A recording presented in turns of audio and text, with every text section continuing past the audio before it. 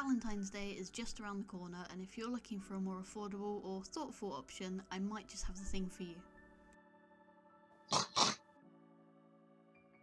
Today I'll show you how to make these paper roses perfect for gifts or even for wedding bouquets. First, I find a book from a charity shop. They're usually super cheap and I just buy whichever book has the most pages for the money. If you're making this for someone that has a favourite book, or even a favourite comic book, you could even search for that particular one, but it might increase the budget just a little bit. All you really need is a book, some glue, some scissors, and some paper clips or clothes pegs to hold them together while they dry. First, create a template for different size petals. I'd suggest having at least 3 sizes, but you can do 4 or 5 for larger roses. Cut a teardrop shape out of one of the pages. I use this white card here because it will show up better on the video, and then use the first teardrop template to cut out the other templates, making them slightly bigger each time. Once you have your templates, it's time to cut out all your petals. Fold up the pages so you don't need to make as many cuts, it saves you a bunch of time. You'll also want probably 3 or 4 of each petal size per rose at least, so cut out quite a few of each. It's better to have too many than not enough.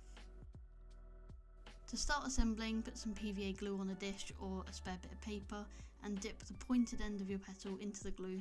You don't need much, and the less you use, the quicker it will dry. For the first petal, use one of the smallest petals and roll it up to create the rosebud centre. Secure it with a paper clip or a peg while it dries. You can make all of the buds first. If you're making a dozen or so roses, by the time you finish the last one, the first one will be dry enough to continue. I'm only making one here as an example, so I try to be patient, but I do end up adding layers before the previous one is fully dry. Once the bud is dry, you can wrap around another small petal. You might even be able to wrap 2 petals around it before setting it aside to dry. Once you've added a few petals wrapped around, the aim is to put the centre of the next petal over the edge of the previous petal to make it look like a rose.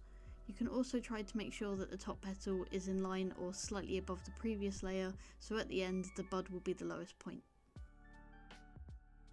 Once you've added 3 or 4 of the smallest petal, you can start to change up to the medium petals, following the same pattern, placing the next petal over the previous one, and then clipping them together to dry between layers.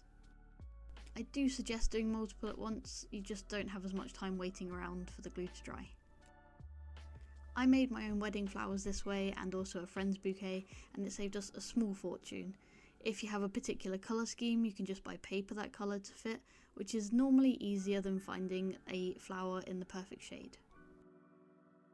It also means that you can keep your flowers forever as a keepsake without having to preserve them in any way.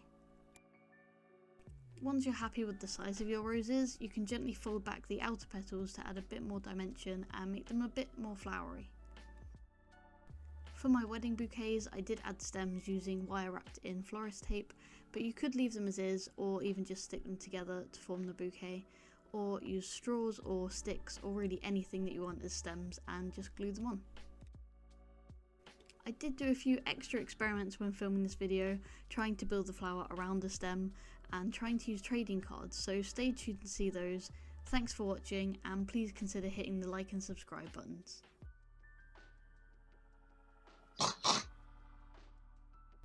So for the flower that I tried to build around the stem, I attempted to use a boba straw which I sort of squashed slightly to make it narrower, but it was still too wide, and building it around the stem just means that the bud section is too open and doesn't really look like a proper flower.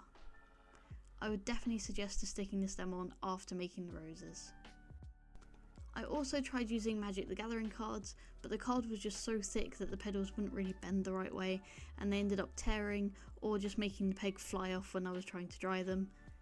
I also tried to use a different technique of cutting a wave into the cards and then just rolling it up so that it was less to hold together, but it still didn't really work and the peg wasn't strong enough to stick them together compared to sort of the bounce back of the card. If you have any suggestions for making flowers from these thicker cards or trading cards, please let me know in the comments below.